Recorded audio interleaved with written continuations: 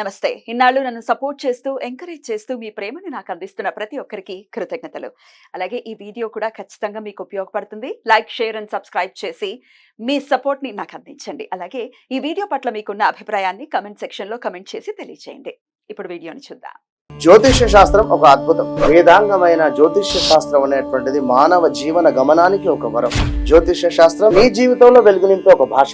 ఆ భాష నీకు అర్థమైతే ప్రకృతి నీతో మాట్లాడుతుంది. అస్ట్రాలజీ నేర్చుకోవాలి అనుకునే వారికి అద్భుత అవకాశం. మురళీధర శర్మ గారి అస్ట్రాలజీ క్లాసెస్ అతి త్వరలో మొదలు కాబోతున్నాయి. 100% జాబ్ గ్యారంటీ. వివరాల కొరకు సంప్రదించండి. నమస్తే, వెల్కమ్ టు అవర్ ఛానల్. నేను పద్మిని. ప్రస్తుతం పాటు ప్రముఖ ఆధ్యాత్మికవేత్త, ఆస్ట్రాలజర్, అలాగే లైఫ్ కోచ్ సుధా గారు మనతో పాటు ఉన్నారు. మాట్లాడదాం. సుధా గారు నమస్తే అండి. నమస్కారం పద్మిని. సుధా గారు రాశి ఫలాలు చెప్పబోతున్నారా? అవునవును, మరి వచ్చేది అందరికి ఇంట్రెస్ట్ అదే కదా, మరి చాలా ఇంట్రెస్ట్.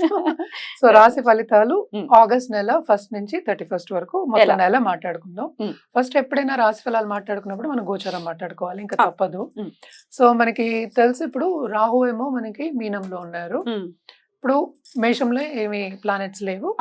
మళ్ళీ ఏమో వృషభంలో జూపిటర్, మార్స్. అంటే ఏంటంటే ఈ రాశికి అధిపతి కూడా ఇక్కడ మనకి వృషభంలో ఉన్నారు. మళ్ళా మిథునంలో ఏం లేరు. సన్ ఏమో ఇక్కడ మనకి కర్కాటకంలో ఉన్నారు. సో ఆయన ఏంటంటే దిగుతున్నారు 16th, ఇక్కడ రాసా అందుకనే డేట్ 16th కి దిగుతున్నారు అనమాట సింహానికి. సో ఆ గోచారము మెయిన్ గోచారం మళ్ళాను. ఇంకా ఏంటంటే మనకి సింహంలో మెర్కురీ, వీనస్ ఉన్నారు. మళ్ళీ ఇంకో మోస్ట్ ఇంపార్టెంట్ ఏంటంటే మెర్కురీ రిట్రోగ్రేడ్ అవుతున్నాడు అనమాట 5th ఆగస్ట్ నుంచి, 5th 6th around that time. మళ్ళీ ఆయన రిట్రోగ్రేడ్ అయ్యి కర్కాటకానికి వెళ్తున్నారు ఈ మంత్, అంటే ఆగస్ట్ నెల ఆఖరికి. వక్రగతి ఉంది అండ్ వెళ్ళడం కూడా కర్కాటకానికి వెళ్తున్నారు. అదే. సో నెక్స్ట్ మనకేమో కన్యలో మనకి కేతు ఉన్నారు అనమాట. మనకు ఆల్రెడీ తెలుసు శని రిట్రోగ్రేడ్ అయ్యారు జూన్ 30th నుంచి, అంటే జూలై నుంచి రిట్రోగ్రేషన్ లో ఉన్నారు అనమాట. నవంబర్ 15th వరకు రిట్రోగ్రేషన్. సో ఇవి పరిస్థితి అనమాట, ఇలా ఉంది ఈ పరిస్థితి. ఈ ప్లానెటరీ పొజిషన్ బట్టి మన గోచార రీత్యా మనం మాట్లాడుకోవాలి.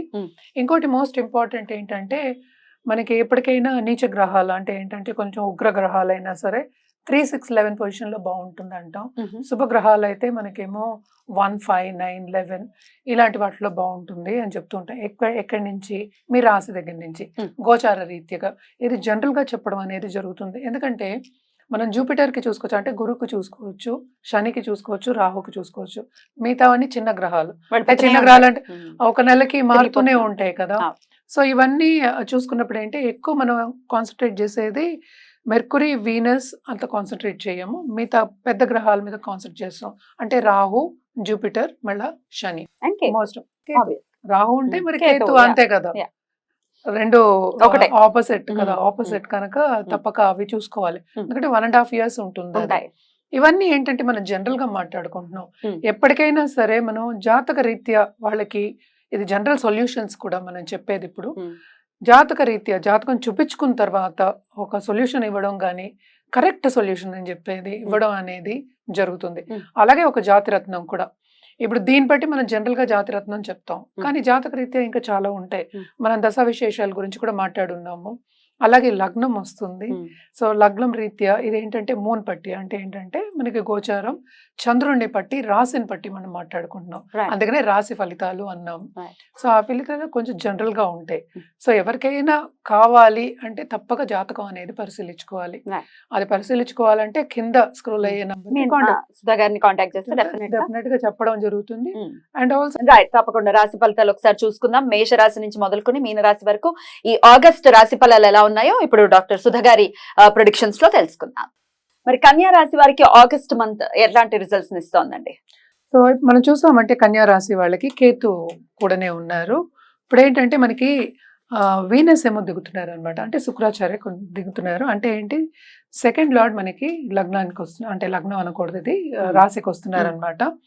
సో 12th లో ఉన్నారు మరి 2nd లార్డ్. సో మనకి ఎప్పుడు చెప్పవలసిందే ఖర్చులు, దేంట్లో ఖర్చులు, ప్రాపర్టీ ఇష్యూస్, కుటుంబ పరంగా ఖర్చులు, ఆర్థిక పరిస్థితిలో కొంచెం లావాదేవీలో ఉండడంలో కొంచెం కిందకి దిగజారడం అనేది జరుగుతుంది. కేతు మళ్ళీ ఏమో రాహు 7th house లో చూస్తున్నారు, నీచ గ్రహాలు చూస్తున్నాయి కనుక తప్పక కోర్ట్ కేసెస్ లో వీళ్ళు ఇంకా వాయిదా పడే అవకాశం ఎక్కువ ఉంది. అలాగే ఏంటంటే కుటుంబాల్లో కొన్ని కలహాలు వచ్చే ఛాన్సెస్ ఎక్కువ కనిపిస్తున్నాయి, ఎందుకంటే ఈ పరిస్థితి మూలాన్ని. So first half of this month అనుకుందాం, అంటే first half of this month 12th లో ఆడేమో మనకి 11th లో కూడా పడ్డాయి. అంటే లాభాలు అనేవి కొంచెం తక్కువ ఉన్నాయి. అంటే ఏంటి, కొంతమంది ఇప్పుడు ఉద్యోగం మారుదాం అనుకుంటూ ఉంటారు. అంటే ఏంటంటే ఈ ఉద్యోగం బాగాలేదు, తక్కువ వస్తుంది, ఇంకో ఉద్యోగం ట్రై చేస్తూ ఉంటారు కదా, వాళ్ళందరికీ ఏంటంటే ఎదురు దెబ్బలు అనేవి తప్పవు first half of this month అని చెప్పుకోవాలి. అలాగే ఇన్వెస్ట్మెంట్ రంగంలో ఉన్న వాళ్ళు మనకి ఏంటంటే ఈ రాశికి అధిపతి కూడా మనకి 12th లోనే పడ్డాడు.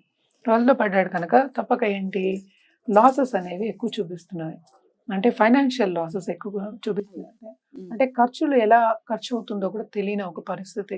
అదొకటి కాకుండా మనకి సీక్రెట్ ఎనిమీస్, ఎస్పెషలీ పాలిటిక్స్ లో ఉన్న వాళ్ళకి, ఈ రాశిలో ఉన్న వాళ్ళకి సీక్రెట్ ఎనిమీస్ అన్న వాళ్ళు ఎక్కువ అవుతారు అని చెప్పుకోవాలన్నమాట.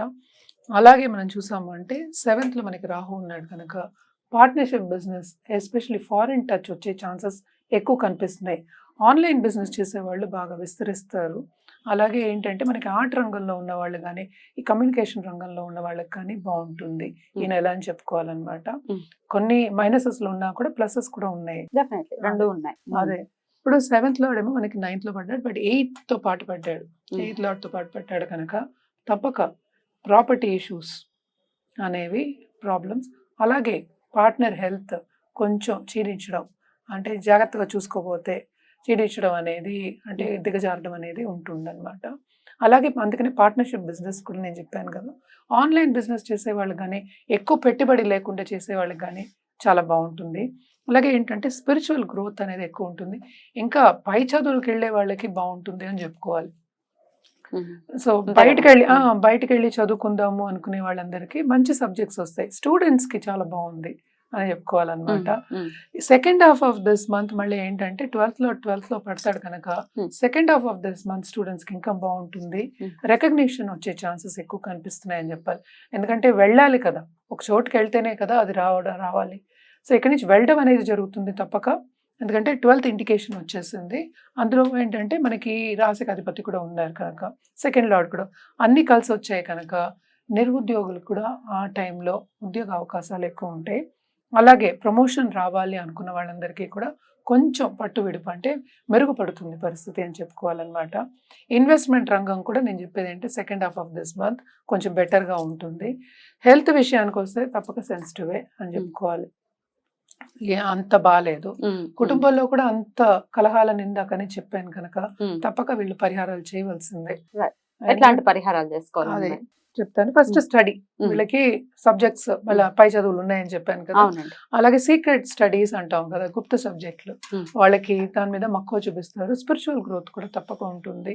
స్పిరిచువల్ గ్రోత్ అంటే ఇప్పుడు మనకి జూపిటర్ కూడా ఇండికేషన్ చూపిస్తుంది అనమాట. తప్పక రెండు ఉన్నాయి. చూస్తున్నారా, గురువు చూస్తున్నారా, గురువు చూడడం ఒకటి కాకుండా మనకి ఏంటి 7th లో 9th లో పడ్డాడు. సో భాగ్యం కదా, భాగ్యం ఎంతైనా కూడా మనకి ఏంటంటే స్ట్రైట్ గా వెళ్ళడం అనేది జరుగుతుంది. అది ఒక అబండెన్స్ ఇచ్చే ఒక ఇదే కదా. సో కానీ 8th లో ఉన్నాడు కనుక అంత సో సబ్జెక్ట్ మీద మక్కువ చూపిస్తారు కానీ దాంట్లో సంపాదిస్తారు అని చెప్పలేము అనమాట. ముందుకు వెళ్తారు అనేది అంతవరకే. ఎందుకంటే మనం మాట్లాడేది ఈ నెల వరకే కనుక. సో ఫస్ట్ గణపతి ఆధర్వ శిరీషం ఉంటుంది కదా, అది కూడా చదువుకోవచ్చు. గణపతికి చదువుకోవడం చాలా మంచిది. మనకి ఏంటంటే ఎండ్ ఆఫ్ దిస్ మంత్ మనకి శుక్రుడు కిందకి దిగుతున్నాడు అనమాట. అప్పుడు ఇంకా ఆర్థిక పరిస్థితి కూడా బాగుంటుంది.